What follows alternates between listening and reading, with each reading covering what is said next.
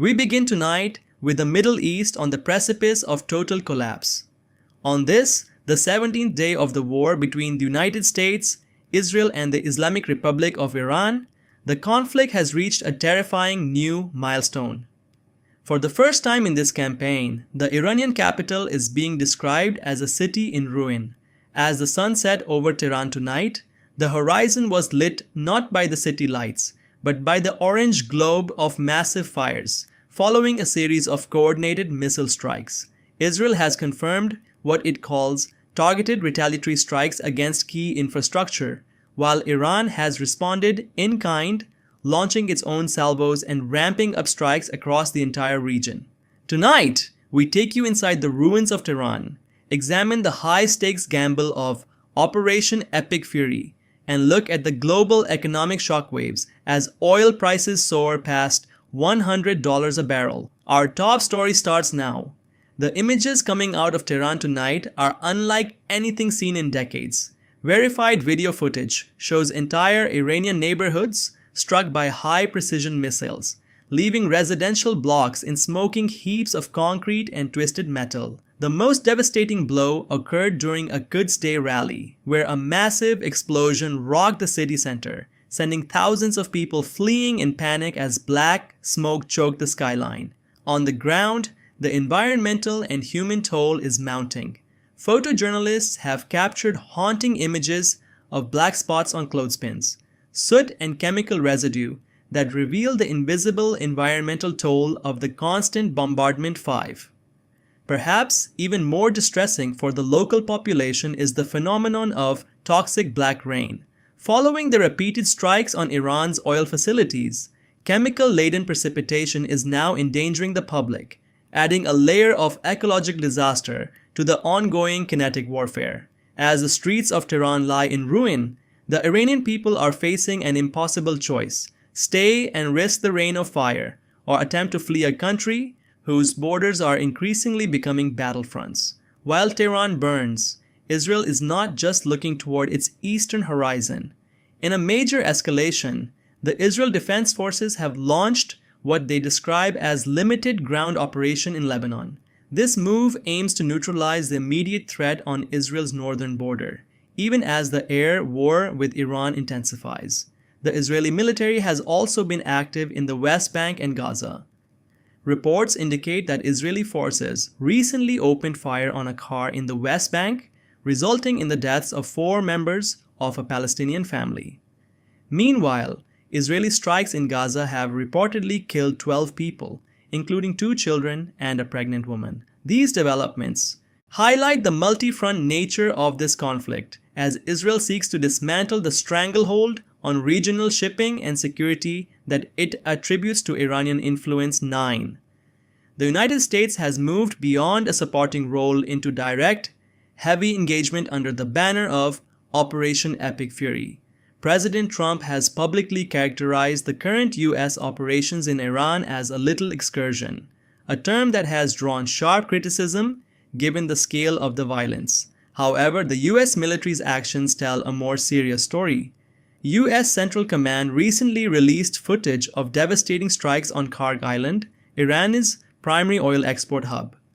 Military analysts, including retired General Jack Keane, suggest that the U.S. has the capability to take this crown jewel of the Iranian economy at a time of its choosing. The goal appears to be a total paralysis of Iran's ability to fund its war machine, with Secretary Wright suggesting the conflict could be resolved in as little as 4 to 6 weeks. But this excursion has not come without a cost to American forces. The Pentagon has officially identified 6 U.S. airmen killed in Iraq following a mid-air collision involving a KC-135 refueling plane. This incident, along with another air crash in Iraq that claimed the life of a radiant mother and service member from Kentucky, has brought the reality of the war home to American soil. The ripples of this war are effectively paralyzing global travel and commerce. The Dubai airport, one of the world's busiest transit hubs, was forced to suspend all flights after a drone attack sparked a fire on the airfield.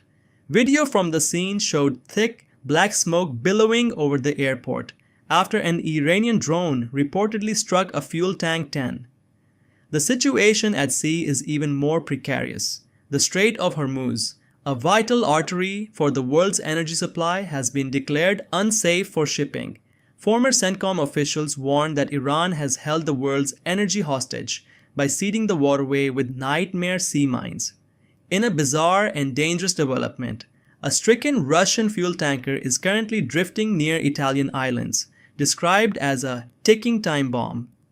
While other traffic remains paralyzed, Iran is reportedly still managing to export millions of barrels of oil through the strait, even as its own facilities are targed.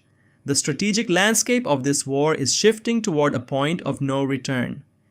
We must look at three critical areas: the political fallout, the economic reality, and the humanitarian crisis.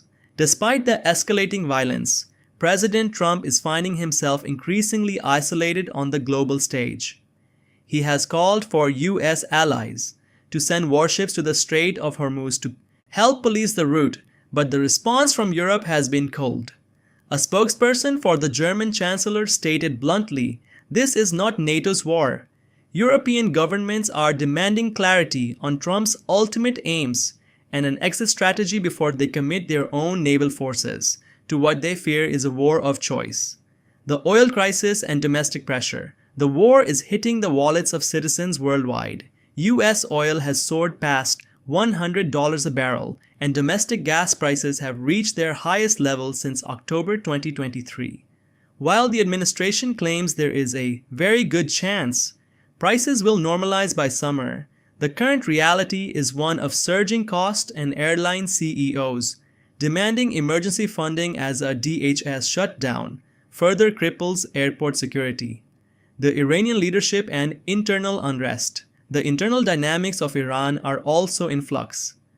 With the election of Mojtaba Khamenei, the son of the former leader, the regime is attempting to project stability. However, U.S. officials like Pete Hegseth have claimed that Iran's leadership is likely disfigured or compromised by the ongoing strikes. The regime is also reportedly using artificial intelligence to fake winning the war on social media, creating a digital facade of victory while the physical city of Tehran remains in flames. This desperation is mirrored in the Iranian people. We've seen the saga of the Iranian women's soccer team, whose members have been caught in a tug-of-war between seeking asylum in Australia and being pressured by their embassy to return home via Oman. As we conclude this broadcast, the fires in Tehran continue to burn. What was once a shadow war of proxies and cyber attacks has emerged into the light as a full-scale regional conflagration. With Israel operating on the ground in Lebanon, the US targeting Iran's economic heart, and the global economy shuddering under the weight of triple-digit oil prices, the 4 to 6 weeks predicted by the Pentagon seems like an eternity to those caught in the crossfire. We will continue to monitor the situation in Tehran and the Strait of Hormuz as developments break.